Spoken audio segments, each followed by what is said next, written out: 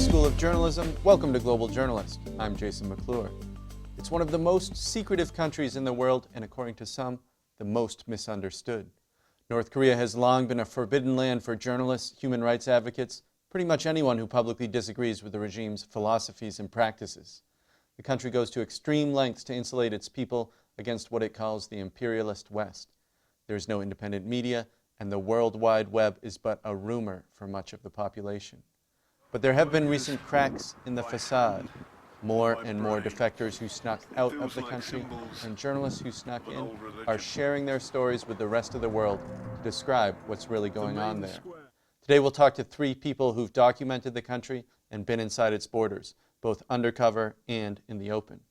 Joining us from Seoul, South Korea is James Pearson, a correspondent for Reuters who covers the Korean Peninsula and is co-author of a new book, North Korea Confidential. Also from Seoul, Andrei Lankov, a North Korean historian and professor at Kookmin University in South Korea, and author of the book, The Real North Korea, Life and Politics in the Failed Stalinist Utopia. And from London, John Sweeney, a documentary maker at the BBC and author of North Korea Undercover, Inside the World's Most Secret State. Welcome to all of you. Andrei Lankov, you were a foreign exchange student in North Korea from the Soviet Union in the mid-1980s and spent a year there. How has North Korea changed since you were there last? It did change a lot. It was a completely different era, I would say, back in the 1980s.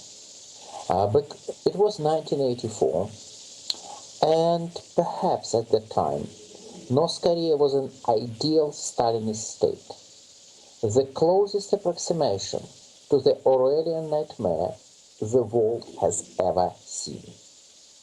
Well, it was not exactly something Joseph Stalin would dream about, but it was as close as is humanly possible. This surveillance system is very expensive. If you want everybody to, say, report the authorities before a trip to a nearby town, if you want to send everybody every second day for an indoctrination session, usually 2 hours each time, if you want to spend a huge amount of money on propaganda, you have to have resources. And you have to have people who are willing to do so. And the basic was distribution of food and basic goods by the state. And it became impossible in the early 1990s. People began to look for ways to survive and essentially rediscovered capitalism. Rations were not delivered, so people began to trade. They began to sell everything they could get, and some of them began to smuggle. They opened their small illegal workshops. The officials, who for decades had been watching very carefully, making sure that no private economy, no independent economic activity was possible, these people were hungry too, and they were eager to accept bribes. And James Pearson in Seoul, could you speak to that just briefly? How did that have a ripple effect upon the society then? Yeah, well, one of the most important things that the famine did in North Korea, despite the sheer human tragedy of it, was to really break that bond of trust between the people and the state. It taught the people that they couldn't rely on the state to provide them with food anymore. And as Professor Lankov says, by the time they realized that by turning to very, very simple capitalism and person-to-person trading, cross-border smuggling with China in order to survive, they realized that just out of sheer necessity, they could survive this way. And there was already a sort of a network of markets within the country before the famine, but what the famine did was to really necessitate those and become a catalyst for the kind of North Korean capitalism we see now, which is really how the country is surviving just against all odds. John Sweeney, you went undercover with a group of students inside North Korea for the BBC show Panorama just over a year ago. Can you describe for us some of the things you saw there? It's still Orwellian. It's certainly, we saw what we thought were street markets, very, very primitive. Subsequently, I've talked to North Korean defectors and they've told me that one of these guys who used to smuggle in clothes and now and then smuggled out gold. But essentially, what you see is it's like walking inside an enormous set for a science fiction movie. There are so many kind of weird things that things happen and then suddenly you're invited not to see them, not to think about them. Continually, we were told by our guides, and remember our guides either work for or report to the secret police, no photos, no photos. They didn't want to show us anything embarrassing. But nevertheless, just like in The Wizard of Oz, you're left staring at the silly little man behind the curtain. Things would break down. The electricity supply failed virtually every day we were there. We were actually in a factory where they were making machines to make electricity, and the power went. They took us to a farm, there were no animals. They took us to the university, there were no students. They took us to a hospital, there were patients, but only in the morning.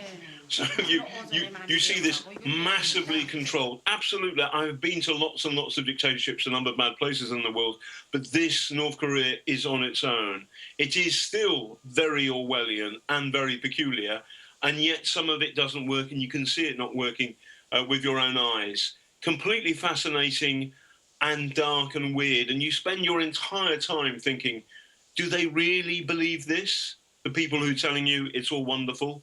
Or are they mucking about? It's a I would really, really want to live long enough so I can go back there and talk to our guides, talk to other people there and say, what did you really think when you said, this is wonderful, in the phrase called by Barbara Demick's wonderful book, Nothing to Envy? Because there is nothing whatsoever about North Korea to admire in any serious way. This is Global Journalist. I'm Jason McClure. This week we're looking at North Korea, talking to people who study the country and discussing misconceptions people from the West and around the world have about the reclusive nation. Our guest this week from Seoul is James Pearson, a correspondent for Reuters who covers both North and South Korea. Also from Seoul, South Korea is Andrei Lankov, a North Korean historian and professor at Kookmin University in South Korea. And from London, John Sweeney, a documentarian at the BBC and author of the book North Korea Undercover, Inside the World's Most Secret State. If you're interested in more Global Journalist content, visit us online at globaljournalist.org. There you can read in-depth articles on international affairs and free press issues and download past episodes from our archive. We're also on social media. You can like us on Facebook or follow us on Twitter at Global Journ.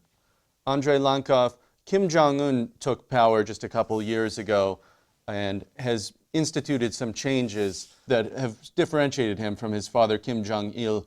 What can you tell us about those? We do know that Kim Jong-il created this enormous personality cult around himself with some rather peculiar aspects, claiming that he shot 11 holes in one the first time he played golf, that he had written 1,500 books, that he didn't defecate. I mean, do we see the same sort of level of cult of personality around him? I would dare to correct you, because the great personality cult was created not by Kim Jong-il, but by his father. That is the grandfather of the current leader, the ever-victorious general, the son of the nation, the great leader, Generalissimo Kim Il-sung. If you compare Kim Jong-il with his father, well, he was a rather modest man. Because if you believe the late Generalissimo, the founder of the dynasty, he alone defeated the Japanese Empire.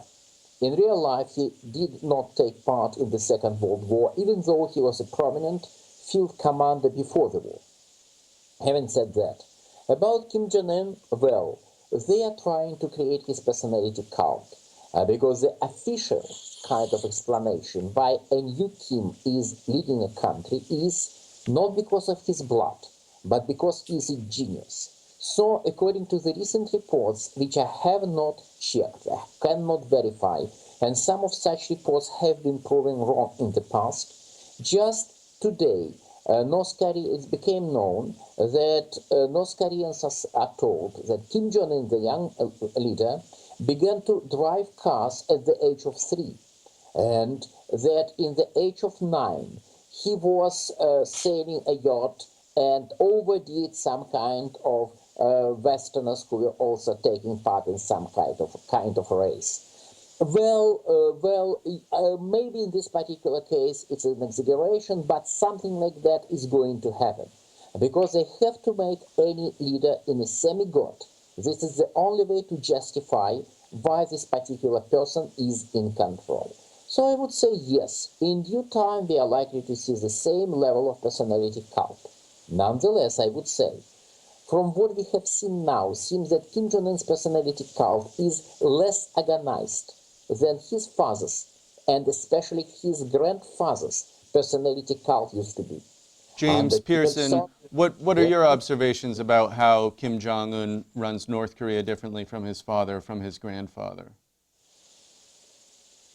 Yeah, in terms of the legend around Kim Jong-un that the state has tried to create, you have to remember that just as Kim Il-sung founded the state and became the first and eternal president of the country, his son Kim Jong-il inherited that power. And in the process of doing so, tried to build up a stronger cult of personality around himself, because he didn't have that kind of guerrilla warrior background that legend would have you believe Kim Il-sung did. And Kim Jong-un, again, is having to do the same thing. He has inherited, and therefore he has inherited an almost more diluted form of dictatorship. So we do see similar attempts to try and bolster his power and create the myth around him, especially as a military strategist. He's said to be he's also said, I hear recently today, to have been an absolute crack shot with a rifle and an expert on artillery, which of course he probably knows more about artillery than than we do, but he's certainly by no means an experienced general. But one really interesting thing, which is certainly I've noticed from looking at the North Korean papers every day, is the way that he is depicted is slightly different. They appear to be trying to make him look a bit softer, a little bit more human. He's perfectly fine to appear to crack jokes and have his generals sort of cover their mouths and titter behind him with things, which is something which it had happened before, but it isn't necessarily. It's a very noticeable departure from the slightly more stern and very obviously staged pictures that we used to see of his father. Why they're doing that is another question. Could be that the people in charge of that kind of propaganda or in high positions in the country have reason to try and make sure he doesn't become too powerful. But at the same time, it could just be that as his father went away and as his father's propagandists went away, he's tried hard himself to come across more as an everyman. John Sweeney, you've mentioned that in your interactions when you were in North Korea, you were talking with people. It was like they would be having a very sort of human interaction with you, and you got the sense that they were sort of saying what they really felt, and then it was like there was a switch that went off in them, and they began spouting propaganda. Can you elaborate on that? I was thinking about, we went to the zoo, and I think it was in the Elephant House, and we met or was it the Snake House? No, it was the Snake House. And the lady curator, whatever, of the snakes had met Kim Jong-un, and her face lit up in a beatific way.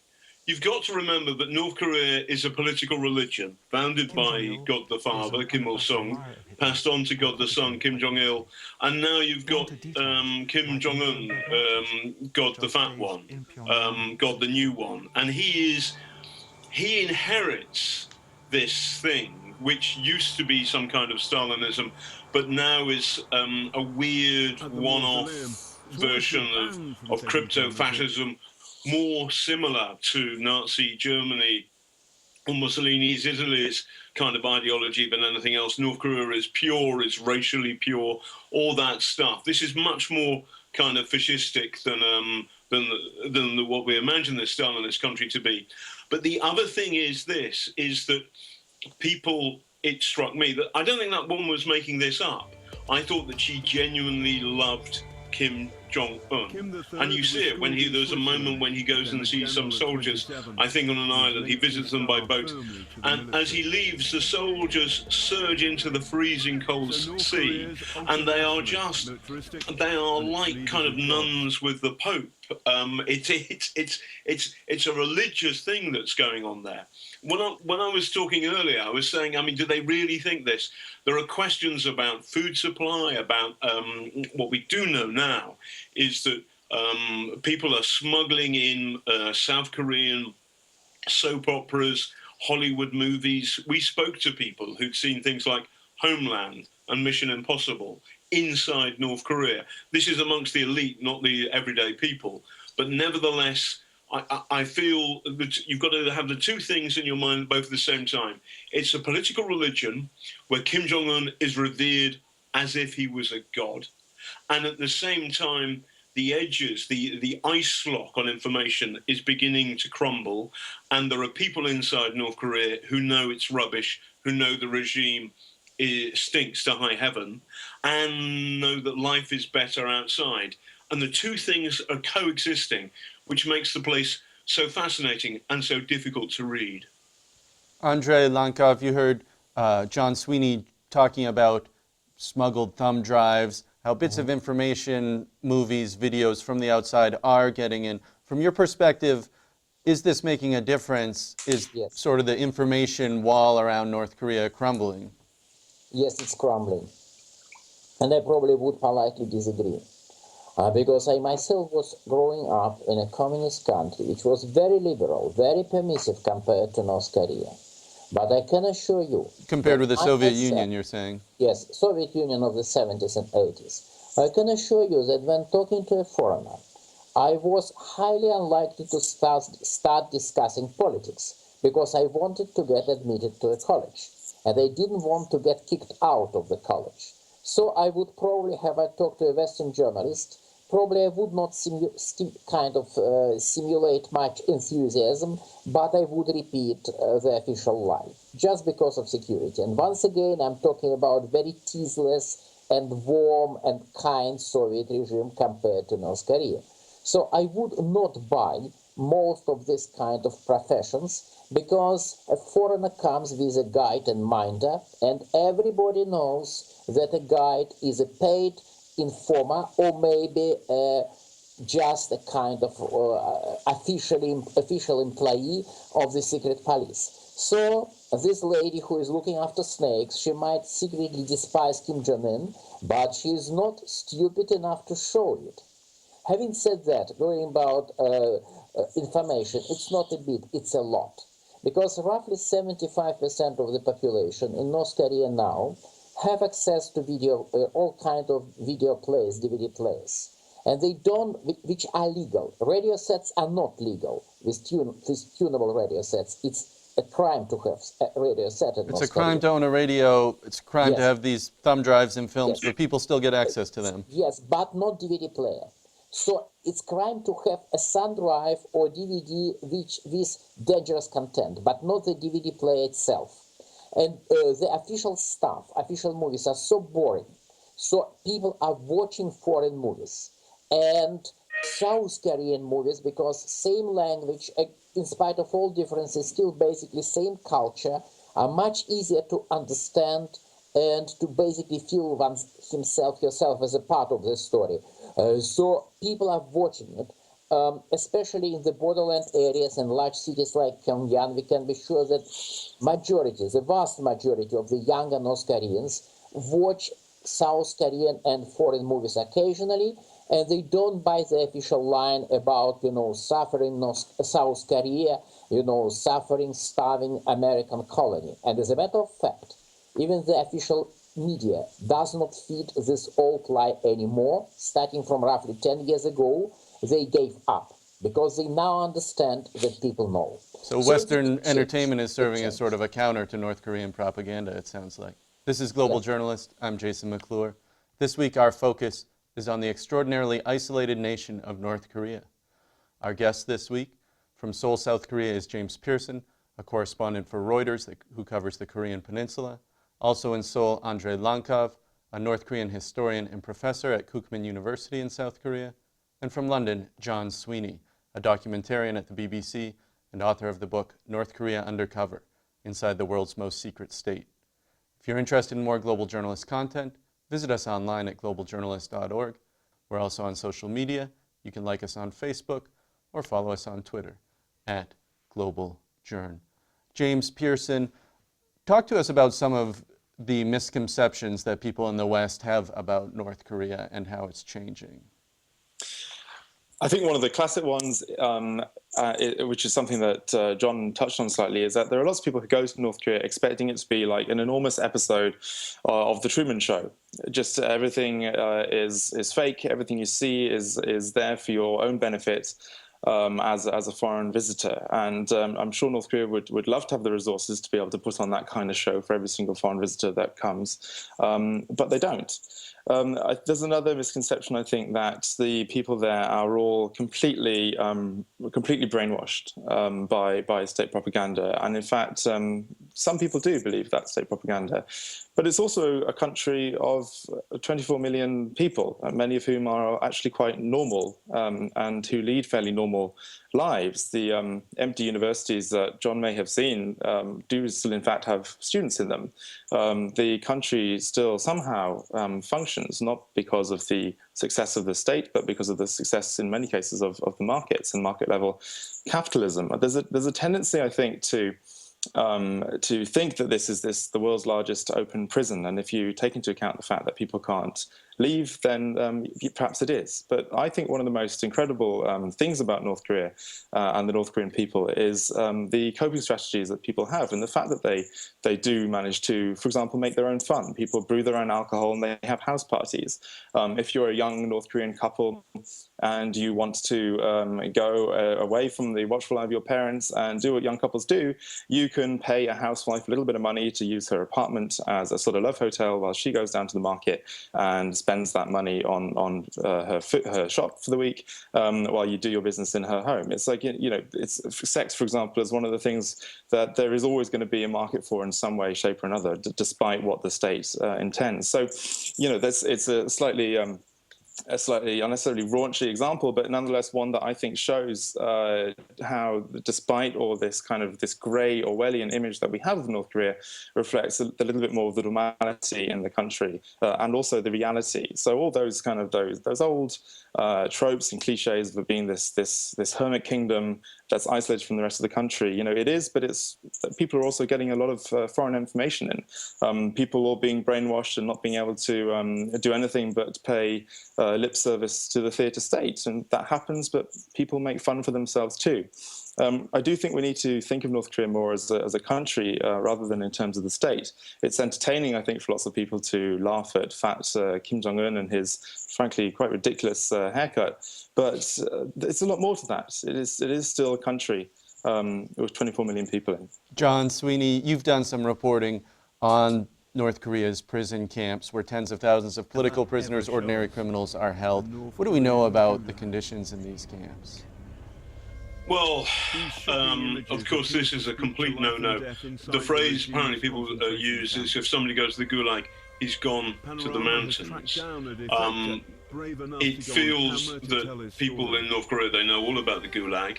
The numbers vary. The latest estimate by there's one great NGO based in Washington called the Committee for Human Rights in North Korea says maybe 100,000 people are locked in the Gulag, and there is, I'm talking about the political Gulag here, where if you fall out in a serious way with the regime, then not only do you get locked up, but let's say if you've got kids and grandchildren, they get locked up too, as do their grandchildren. Now, there's now a considerable body of literature, some of it brilliant, the Aquariums of Pyongyang, Escape from Camp 14, and others. And these are terrifyingly awful stories. And again, I'm going to, one shouldn't overuse this word, but it feels like reading stories of Nazi concentration camps in the late 30s. I'm not talking about the Holocaust. I'm talking about what it might be like to be in a Nazi concentration camp in 1938 or 39 or maybe 1940. But so work camps then. Work camps with extreme cruelty, torture comes as standard. I've met a man who was a criminal. He was caught smuggling gold out of North Korea into China, and he ended up in the criminal gulag, or the criminal prison system, which is less severe than the political one, apparently. And he had there was a corn cob that came out of a cow's backside. It was in a cow pat, and he saw that there was still some corn, and he went into that cow pat and he ate it because he was so hungry. His starvation is standard inside the gulag. Now, you hear these stories, and part of you goes, is this true? Can this be happening in the 21st century? And the evidence is, yes, it is true. It is happening. And I think one day the regime will fall and it will be opened up, and all of us will be horrified by the extent to which we kind of put up with this. And the people, obviously, who are running the firing line is the government of China, who more than anybody else could do something to change, to could bring change to North Korea, and at the moment they're sitting on their hands. Andrei, Lankov, you heard John Sweeney mention China.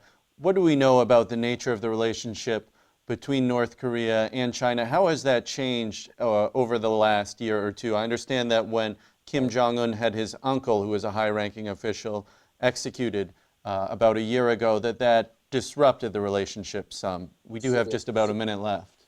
Yeah, seriously disrupted. For many years, China used to be their major provider of aid and essentially the sole trade partner. Roughly 3/4 of their entire foreign trade is with China. China is still quite important, but political relations are bad. They want to distance themselves from China, and China is also not happy about North Korea because of Chan-Son-Tech execution, and also China is increasingly uneasy about their nuclear program. Well, so relations are quite bad for the time being, and North Korea is looking for other sponsors. James Pearson, will give you the last word. Where do you see North Korea 5 years from now, 10 years from now? Is it set for sort of a Chinese-style capitalist takeoff, or is that something that's not in the cards? I have absolutely no idea. I'd be lying if I did. I think it's perhaps sensible to maybe just look at the fact that North Korea is clearly trying to grapple with its new economic order. That is one of a kind of grassroots capitalism. So the kind of changes that we see from the top are very much kind of accommodating pre-existing changes in the economy, which have been driven by this kind of person-to-person trade in some way, and the demands of the people. It's going to take a very, very long time before we really see anything, and I think politically we probably won't see much change at all. But economically, at least in 5 or 6 years, perhaps, yes, we will see some kind of China-style change, but I frankly have no idea. We're going to have to leave it there for today. That's all for this edition of Global Journalist, a production of the Reynolds Journalism Institute and the Missouri School of Journalism. Many thanks to John Sweeney, James Pearson, and Andrei Lankov for joining us. Global Journalist executive producer is Joshua Kransberg. Our assistant producers this week are Nasim Benchaban, Jinghong Chen, Ava Kautz, Phoebe Seston, and Taylor Nakagawa. Global Journalist studio director is Travis McMillan from RJI. Our audio engineer is Pat Akers of KBIA. For all of us at Global Journalist, I'm Jason McClure. Thanks for joining us. We'll see you next time.